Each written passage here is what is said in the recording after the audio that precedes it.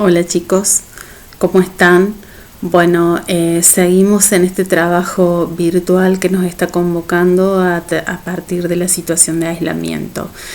En clase habían realizado una actividad grupal y habían escrito palabras, ideas, pensamientos, frases que les surgían frente a estos tres conceptos: lenguaje, lengua y literatura.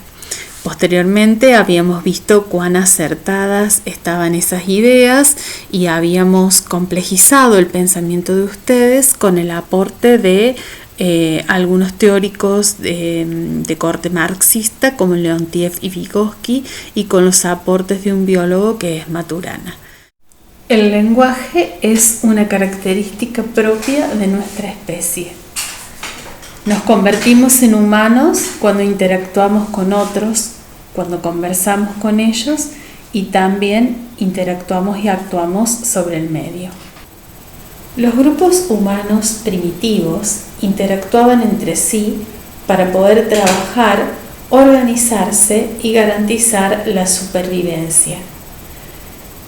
En ese proceso de interacción fueron creando herramientas culturales. Una de esas herramientas es el lenguaje. El lenguaje, en un primer momento, surge como un instrumento exterior, es decir, un instrumento que permite la comunicación de unos con otros. Posteriormente, el lenguaje comienza a interiorizarse y permite así que se desarrolle el pensamiento.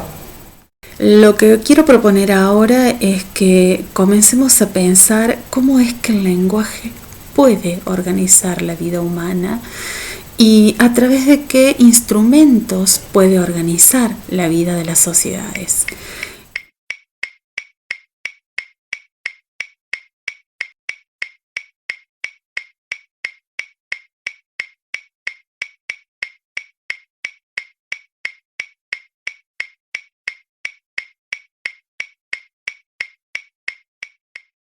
Me parece que esta situación que estamos viviendo es especial porque ha implicado cambios fundamentales en nuestro modo de vida.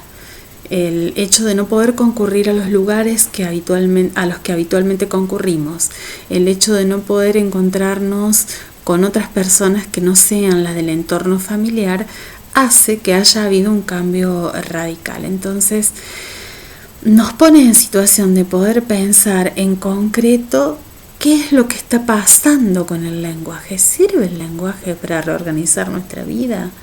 ¿Cómo la reorganiza? ¿Mediante qué instrumentos? ¿Quiénes utilizan esos instrumentos? La primera actividad dentro de esta circunstancia del aislamiento que se había propuesto era la lectura de un folleto de divulgación sanitaria sobre el coronavirus. En ese folleto ustedes debían identificar cuáles eran las pautas que se establecían a seguir para evitar el contagio y la propagación de la enfermedad.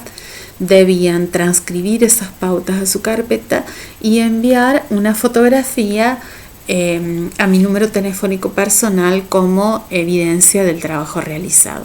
Les propongo unas preguntas que voy a compartir a continuación aquí debajo. Preguntas frente a las que posiblemente se sientan inseguros, pero voy a pedirles que no busquen respuestas ni en internet ni en los libros. Simplemente se tratan de preguntas disparadoras para que ustedes puedan expresar lo que piensan. Se trata de copiar la pregunta y rápidamente anotar todas las ideas, ya sean complejas o sencillas o simplemente palabras, que se nos ocurran frente a esa pregunta. Una vez que ustedes tengan cada pregunta copiada con las palabras, ideas que surgen en su pensamiento a partir de la pregunta, voy a solicitar que envíen ese material en formato digital fotográfico a mi número personal. Yo voy a retomar esas ideas y a partir de allí empezaremos a complejizarlas mediante el uso de conceptos teóricos para poder avanzar en la construcción de los saberes de ustedes en torno de este concepto que es el lenguaje.